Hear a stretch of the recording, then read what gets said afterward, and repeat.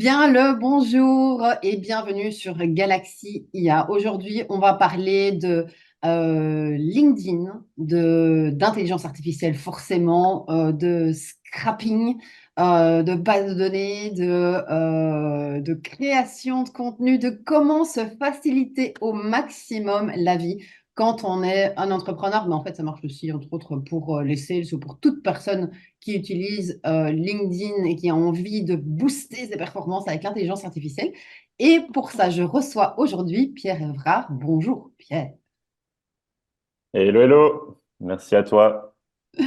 Mais écoute, bienvenue. Tu es donc fondateur de No Code Studio. Tu donnes pas mal de formations en tout genre, des webinaires. Enfin, tu fais des choses passionnantes et hyper concrètes. D'ailleurs, c'est dans ce cadre-là que je t'ai. Alors, on se connaissait déjà avant, mais que j'ai eu envie de t'inviter au micro, en tout cas, de t'inviter dans cette émission parce que tu expliques des choses très euh, geek pour le commun des mortels, avec une simplicité déconcertante. Et donc, c'est très agréable de suivre ce que tu fais. Et en plus, c'est hyper puissant.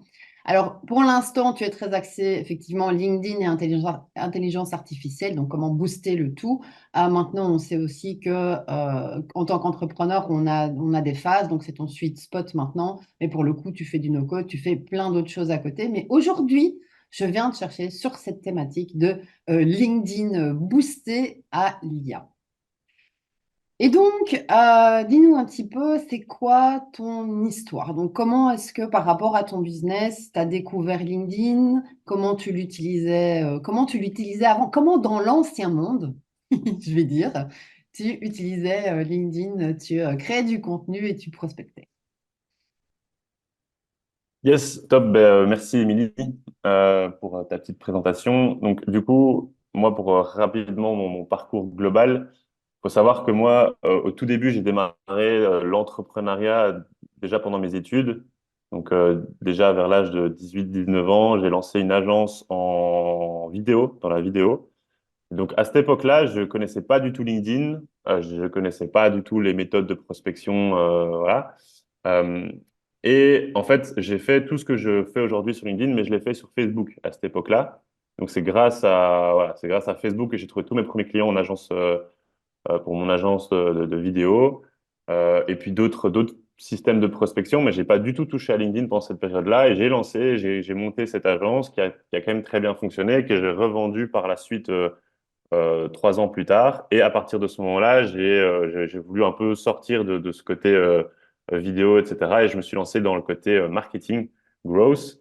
Euh, et d'ailleurs, c'est peut-être plus ou moins à cette période-là qu'on a peut-être dû se rencontrer. Je sais pas trop, parce que c'est à ce moment-là où je suis rentré notamment au CI, à Mm. Louvain-la-Neuve, que je suis devenu coach de start-up et que j'ai accompagné, voilà, que je suis rentré dans certains incubateurs. Et c'est à cette époque-là où j'ai commencé à vouloir me faire une clientèle sur le côté marketing digital. Ce que je faisais avant, Facebook, prospection par email, ça marchait pas trop dans ce domaine-là, parce que par rapport à mon agence vidéo, c'était assez facile. Je savais exactement qui je devais cibler et comment, parce que en fait, j'avais directement tous les créateurs disponibles sur YouTube et que je pouvais directement prospecter. Et c'était assez facile. Mais voilà, à ce moment-là, j'ai dû commencer à apprendre à prospecter sur LinkedIn. Et ce que j'ai fait pour démarrer, j'ai fait des choses très très simples. Ce que je faisais, c'est simplement, je rajoutais tous les jours euh, 15 à 20 personnes dans mon réseau LinkedIn. Donc, simplement, je tapais dans la barre de recherche LinkedIn CEO, manager ou founder, des trucs comme ça, en Belgique. Deuxième relation. Et clac, clac, clac, j'ajoutais 15-20 personnes tous les jours. Et ensuite, tous les jours aussi, j'envoyais une histoire, 5-6 messages privés à toutes les personnes qui m'avaient accepté pendant voilà, durant les jours précédents. Et je faisais ça tous les jours, tous les jours, tous les jours. Donc, mon petit message, c'était simplement, voilà, hello, j'ai vu que vous étiez CEO de telle entreprise, donc j'ai voulu prendre contact. Voilà, si jamais ça vous intéresse, moi, je fais ça, ça, ça, ça, ça, voilà, au plaisir d'en discuter. Hyper simple. Et ça me prenait une histoire comme, voilà, quand même 1 heure par jour pour quand même un peu voilà, bien faire tout ça, répondre aux messages. Et c'est comme ça que j'ai un peu démarré, que j'ai commencé à me faire ma clientèle. Et franchement, en quelques semaines, rien qu'en faisant ça, ben, j'ai pu remplir mon agenda et générer ma clientèle. Et donc, je me suis rendu compte qu'au final, il faut pas se casser la tête. Faut pas se casser la tête pour trouver ses clients au début. J'ai juste voulu faire simple. Donc, c'est comme ça que j'ai démarré sur LinkedIn. Et ensuite, j'ai venu greffer une partie contenu. Et donc, j'ai commencé aussi petit à petit à créer du contenu une fois semaine. C'était le rythme que j'essaie de me fixer et que je me fixe toujours aujourd'hui. C'est juste un post par semaine. Encore une fois, hyper simple. Et juste, j'essaie d'apporter de la valeur. Et donc, moi, je vois ça un petit peu comme, voilà, c'est deux parties très importantes. C'est à la fois, je vais moi-même aller chercher les personnes qui m'intéressent, et d'un autre côté, j'allais aussi directement proposer du contenu, partager de la valeur. Ça permettait de à la fois augmenter ma visibilité à d'autres personnes qui ne me connaissent pas encore, mais aussi de faire un petit rappel à toutes les personnes qui sont déjà dans mon réseau, à qui j'avais peut-être déjà envoyé un message, ça n'avait peut-être pas voilà, converti tout de suite, mais peut-être que 3 mois plus tard, avec un nouveau contenu, ils auraient peut-être été intéressés pour, à ce moment-là, prendre un rendez-vous.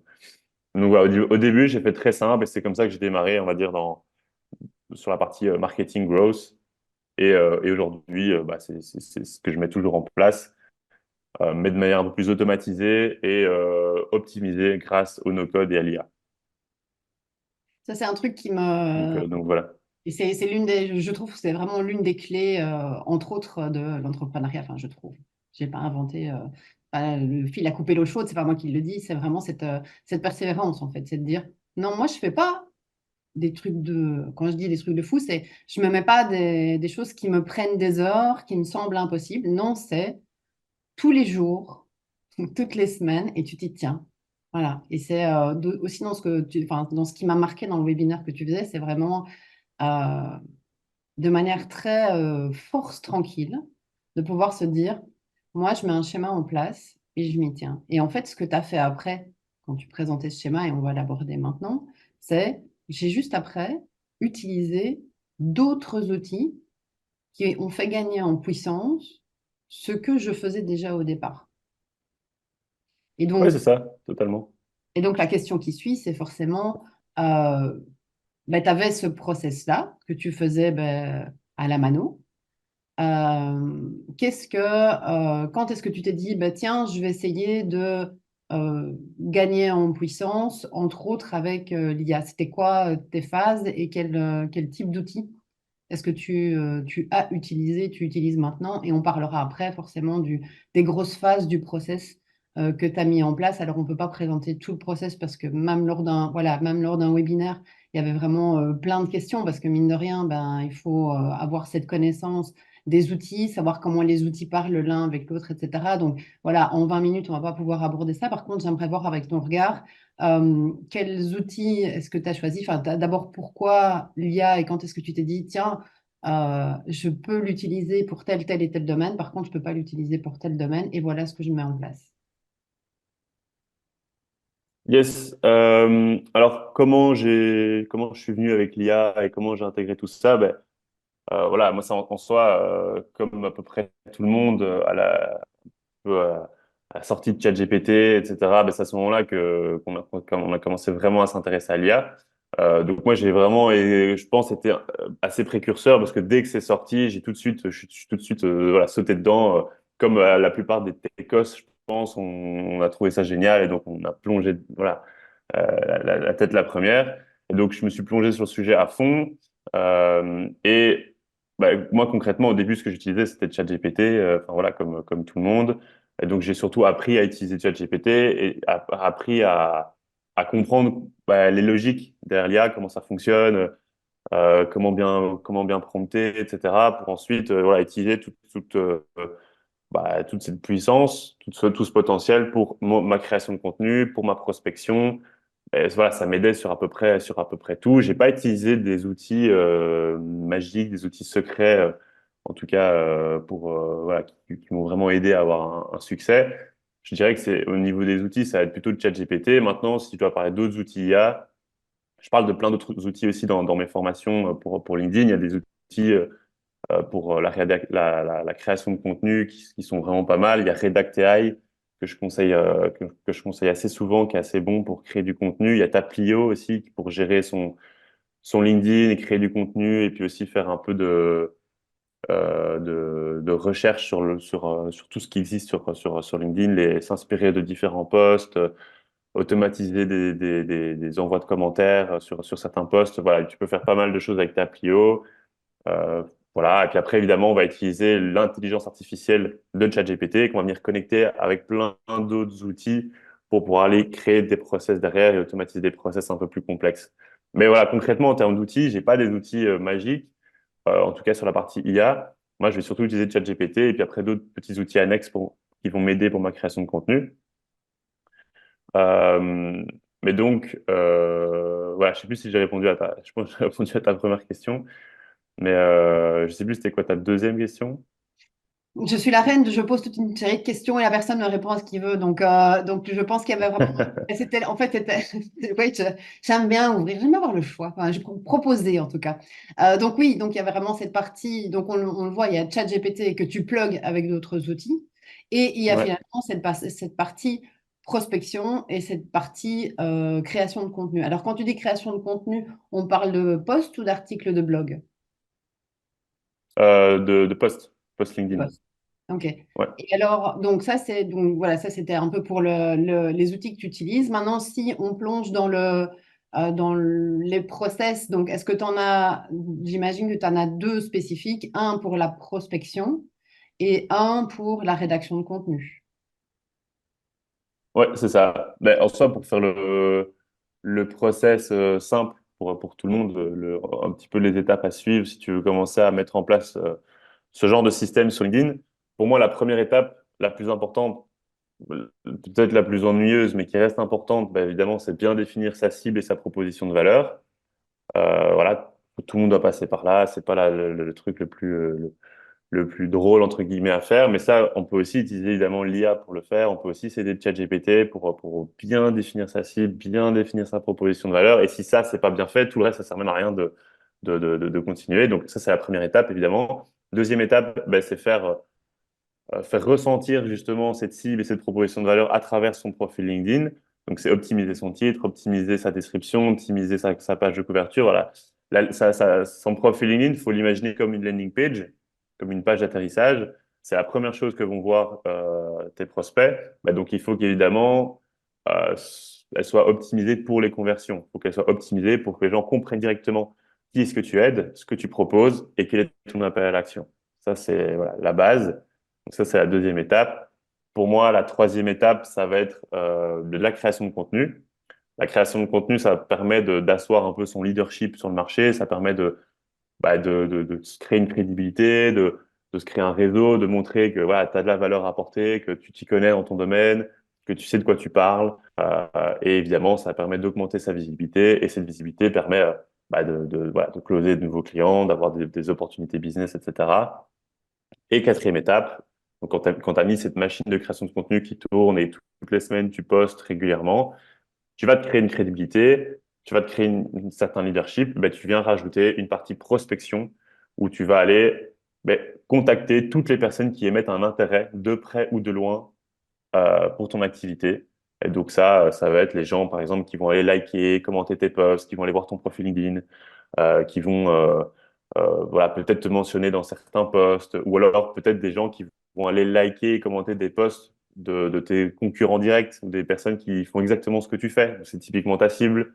Voilà, tu vas aller rajouter un système de prospection presque 100% automatisé qui va aller contacter les gens qui sont voilà, potentiellement dans ta cible et qui pourraient être intéressés par ta proposition de valeur.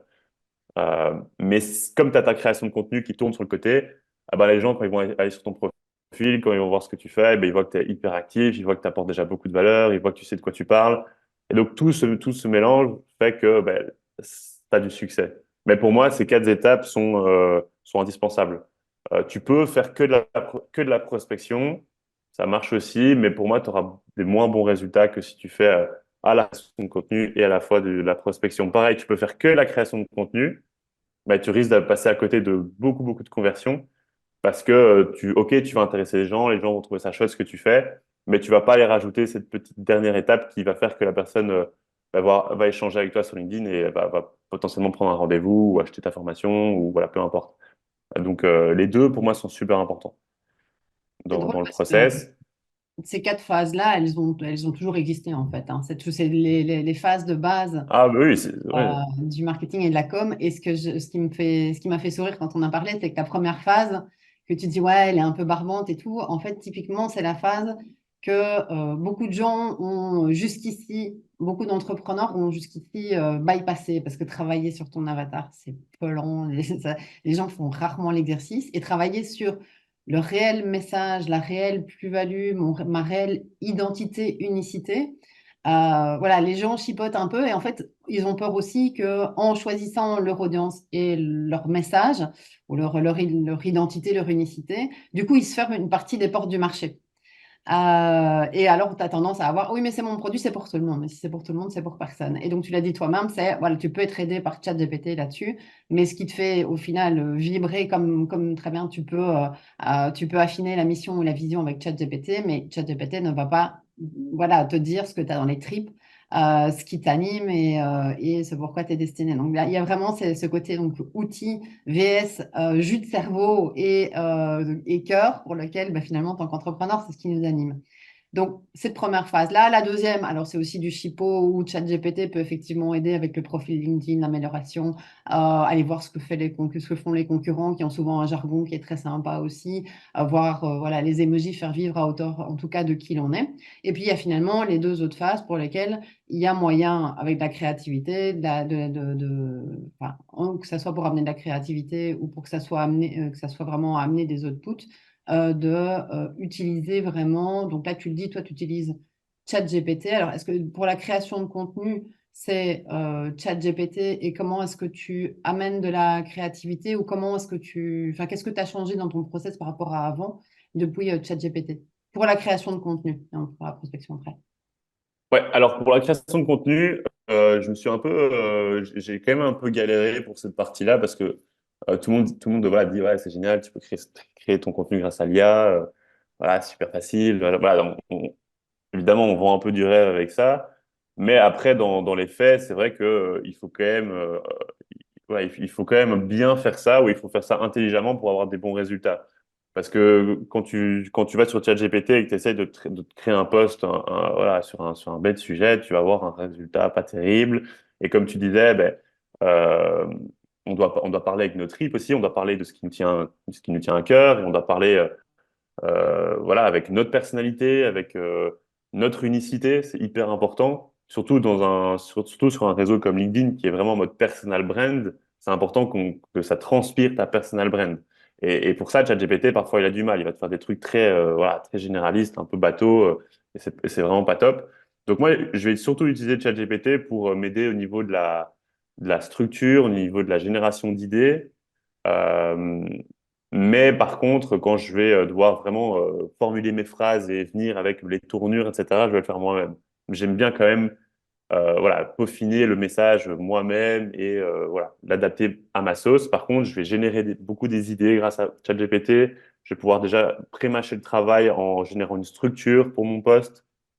Voilà, il y a pas mal de choses qu'on peut faire déjà grâce à ChatGPT, mais je dirais que 50% du travail, même peut-être plutôt 60% du travail, ça va être moi, derrière mon ordinateur qui va vraiment taper et rédiger le post. Et puis 40%, ça va être ChatGPT qui va m'aider grâce à la structure. Ce que je fais beaucoup aussi, ce qui m'aide beaucoup euh, dans ma création de contenu, c'est d'aller, par exemple, récupérer des vidéos YouTube sur certains sujets, aller les résumer grâce à l'IA, m'ont offert des bullet points sur la thématique en question et je vais utiliser voilà, ces informations dans mon post. Donc, je vais vraiment aller targeter des contenus très spécifiques sur un sujet que je vais aller voilà, voilà, digérer et reformater pour mon post à moi. Ça, c'est quelque chose que je fais très souvent et qui m'aide beaucoup justement grâce à l'IA. Mais voilà, encore une fois, c'est pour moi, c'est pré-mâcher le travail, mais il faut rajouter sa propre touche pour avoir vraiment du bon résultat. Et alors, aussi, le truc qui est intéressant au niveau création de contenu, et c'est ça aussi que moi, j'essaye de travailler de plus en plus. Je parlais de la V2 de ma formation en LinkedIn AI. Bah, je suis aussi en train de travailler sur maintenant des modèles de posts.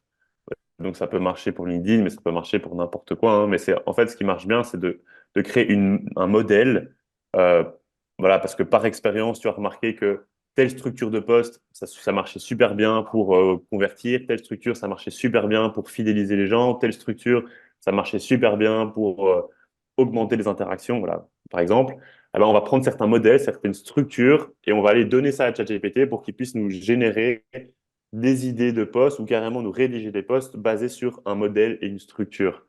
Mais ça, c'est intéressant parce que tu peux vraiment aller en profondeur sur chaque section de ton poste et lui dire, ben voilà, d'abord, tu vas parler de la situation actuelle du prospect, tu vas voilà, en parler de telle manière. Ensuite, tu vas venir avec sa situation désirée.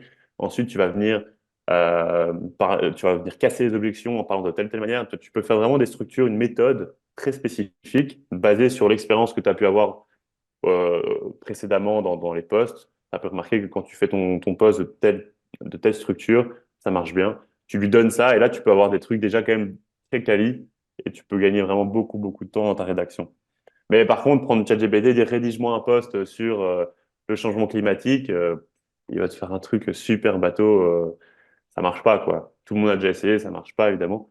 Ce qui marche bien aussi, c'est de prendre, par exemple, tu peux récupérer tous tes anciens posts LinkedIn ou pour ceux qui sont pas sur LinkedIn, tous ces anciens articles de blog, toutes ces anciennes publications Facebook, t'en fais un document PDF que tu donnes à ChatGPT et tu lui demandes, voilà, analyse avec précision tous les contenus que je t'ai donnés et inspire-toi de ça pour adapter le style d'écriture pour mon post ou pour mon article. Voilà. Et là, ça marche assez bien parce que du coup, il peut aller lire vraiment ton style d'écriture à toi et adapter le texte en fonction. Ça, c'est pour ceux qui ont ChatGPT payant. Tu peux insérer un document. Maintenant, si tu n'as pas si t'as pas le payant, tu fais un gros copier-coller de tous tes anciens écrits et ça marche assez bien. Et Donc, donc, en fait, voilà, pour la création de contenu, l'IA, c'est vraiment un accélérateur, un facilitateur. Mais ça ne va pas remplacer à 100%, en tout cas aujourd'hui. Pour moi, tu dois quand même garder une petite main dessus pour vraiment avoir de la qualité. et la petite main dont tu parles, en fait, c'est la main qui fait la différence de pourquoi tu suis quelqu'un ou pourquoi tu suis ce qui est raconté par Mhm. l'influenceur, enfin l'ADN même de la personne. Donc j'ai envie de dire que voilà, ça a quand même quelque chose de rassurant de te dire que ta patte est encore quand même la plus importante. Et donc, mais par contre, laisser l'outil, encore une fois, à sa juste place, en fait. Et par rapport C'est à ça. tout ce qui est volet prospection, où là, euh, c'est moins grave si c'est pas personnalisé. Enfin, je veux dire, je pense qu'il y a moyen de gagner en puissance beaucoup plus facilement, je dirais, dans la prospection, puisque tu peux finalement faire quelque chose qui correspond à ton ADN, et puis finalement utiliser toute une série d'outils ou de process qui te fait que tu contactes différentes personnes, mais avec enfin, ton ADN dupliqué fois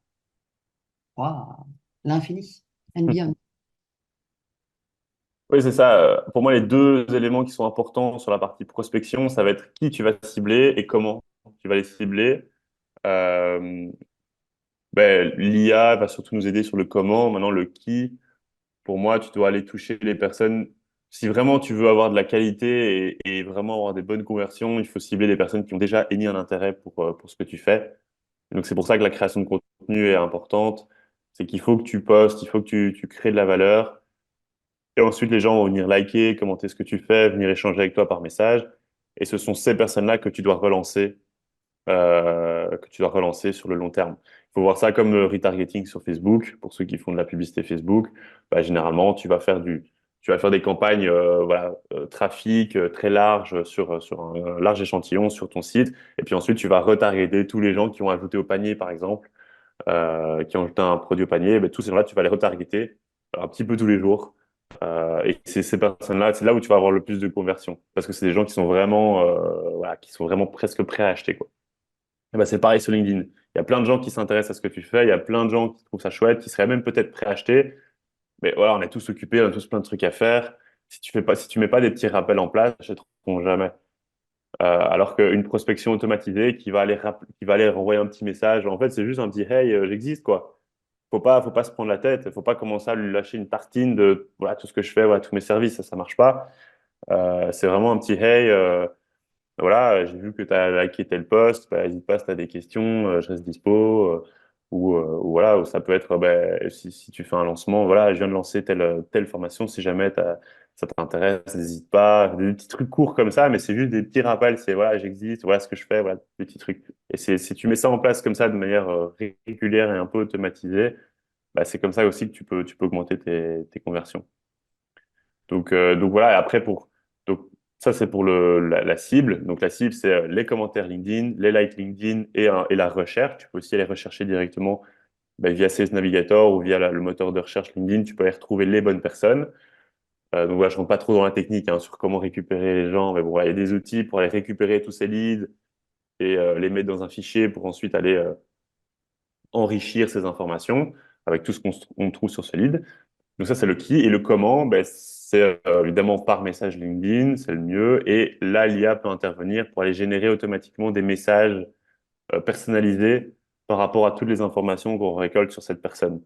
Donc ça, c'est aussi super intéressant, c'est qu'aujourd'hui, on peut aller récupérer toutes les données qu'on a sur ce lead dans un fichier, par exemple un fichier Google Sheet, et on va pouvoir dire à l'IA, voici toutes les données que j'ai sur cette personne. Maintenant, génère-moi un petit icebreaker, un petit message d'accroche, un peu sympa, un peu court, pour voilà, créer un premier contact avec cette personne.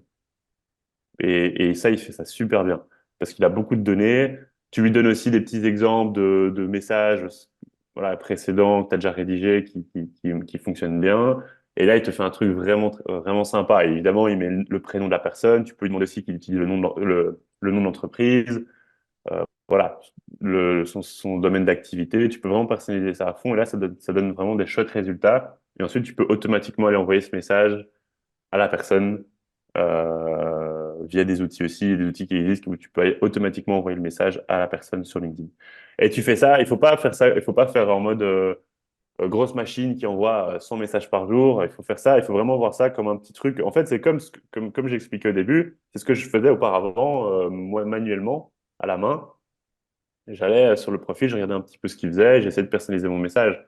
Aujourd'hui, je peux l'automatiser grâce à l'IA, mais c'est toujours le même process. Et tu peux toujours envoyer, voilà, tu essaies d'envoyer 10 messages par jour de manière automatisée avec ce système, c'est déjà largement suffisant. C'est largement suffisant pour se créer des opportunités business. Ça sert à rien d'en envoyer 100 par jour. De toute façon, il faut éviter d'abuser des outils d'automatisation sur LinkedIn parce que tu risques de mettre en danger aussi ton profil. Mais à 10 par jour, tu n'as aucun risque et c'est déjà largement suffisant. Si tu fais ça toute l'année, voilà, ça te fait plus de 3000, presque 4000 personnes contactées sur l'année. Voilà, et puis il y a des gens qui viennent te contacter aussi automatiquement. Donc voilà. La partie prospection, elle est pareil, elle n'est pas très, très compliquée. Il faut juste aller chercher les bonnes personnes et les contacter de la bonne manière, C'est avec ça. un bon message. Mais le message, c'est important aussi. Il faut pas, parce qu'il y a beaucoup de personnes qui voient la prospection comme vraiment, OK, il faut aller vendre directement mes services. Mais c'est vraiment pas ça. C'est juste créer un contact, quoi. C'est comme quand on rencontre quelqu'un dans une séance de networking ou dans la rue, j'en sais rien. Bah, tu vas pas directement dire, ah, bah, salut, moi c'est Pierre. Alors écoute, moi j'ai une entreprise qui s'appelle NoCo Studio et je fais ça, ça, ça, ça, ça, ça, ça, et je vends ça, ça, ça, ça, ça, ça. Si jamais tu vois, non, le gars il va s'enfuir, il va dire, c'est quoi ce taré? Non, tu vas dire, salut, ben, ah, ben, j'ai vu que tu as lancé telle startup, c'est sympa. Ben, écoute, moi je fais ça, voilà, discutons quoi. Truc simple, on va pas commencer à déballer tout ce qu'on fait. Mais c'est pareil sur LinkedIn. Donc voilà. C'est drôle comme effectivement on a tendance à se comporter complètement différemment sur les réseaux sociaux que dans la vraie vie. C'est dire bonjour, je vends Bah ça, ouais. au revoir. Qui es-tu? Ouais, non, ça marche pas. Mais surtout maintenant, ça marche de moins en moins, hein. Des Bah ouais, messages très directs comme ça marche plus du tout. ouais, de plus en plus de sollicitations, forcément, parce que on n'est pas les seuls à utiliser l'intelligence artificielle. Donc, ce que je retiens en tout cas de ce que tu as dit, c'est qu'il y a quatre grandes phases, que vous ne ferez pas, que l'intelligence artificielle ne remplace pas finalement l'ADN, l'authenticité, l'unicité, que du contraire, pas vu le nombre de demandes diverses et variées qu'on a au quotidien, de sollicitations, de mails, de notifications, de tout ce qu'on veut, plus que jamais, il faut cette assise, cette compréhension de ce qu'on amène du message, de à qui on parle. Pour ceux qui suivent, ce que je fais, c'est mathématiques, voilà, mathématiques phare, parce que tout le monde a peur que les IA nous font, ouais, nous fassent en sorte qu'on disparaisse, qu'on ne soit plus utile, etc. Et effectivement, en fait, on disparaîtra si et seulement si on ne gagne pas en profondeur. Et donc, encore une fois, et c'est pour ça que, voilà, que moi, j'avais vraiment envie de t'interviewer et merci d'être venu parce qu'en fait, voilà, à travers ce que tu fais, je retrouve à la fois de l'authenticité et, comme je le disais, la persévérance. Et en fait, l'IA n'est venue n'a pas changé quoi que ce soit. Elle t'a juste donné des ailes par rapport à ce que tu fais. Plus de possibilités de créativité, de gain de temps, ça c'est sûr. Mais elle n'a pas fait de toi un autre homme, en fait. Non, c'est ça, non, mais c'est vrai. Faut pas changer son message. En fait, faut pas laisser l'IA adapter ton message juste pour gagner du temps. Bah, là, t'es perdant, quoi. Et puis, tu vas pas attirer les bonnes personnes non plus. Voilà, comme tu dis, on n'a pas envie d'entrer dans un monde où tous les messages se ressemblent, où tout devient fade, sans personnalité, quoi. C'est vraiment pas le but. C'est vraiment un accélérateur, un facilitateur. Mais il faut rester unique, surtout dans un monde où il y a de plus en plus de créateurs. Il faut justement de plus en plus se nicher si tu veux réussir. Donc voilà. Donc, si on veut te suivre, tu as LinkedIn, hein, toi? Je pense, ouais. Ouais, Ouais, sur voilà. LinkedIn, je suis assez Blague, réactif. blague à deux balles, t'es sur LinkedIn, toi, donc voilà, donc LinkedIn, je sais que tu sors, donc tu viens de sortir une formation, tu es en préparation de la V2, donc dépendant évidemment de quand vous voyez cette vidéo, bah, n'hésitez pas à aller voir ses actus, ses posts. Il fait des webinaires, enfin et voilà, tu fais plein de J'ai choses. surtout une newsletter maintenant. J'ai surtout une Oui, newsletter que j'ai lancée là il y a à peu près un mois, que je tiens toutes les semaines. Souvent, c'est le vendredi matin, je lance ben, voilà, aujourd'hui. Voilà, tous les vendredis, je partage une newsletter IA et no code où je partage une astuce IA, un outil IA et une actu IA chaque fois de la semaine.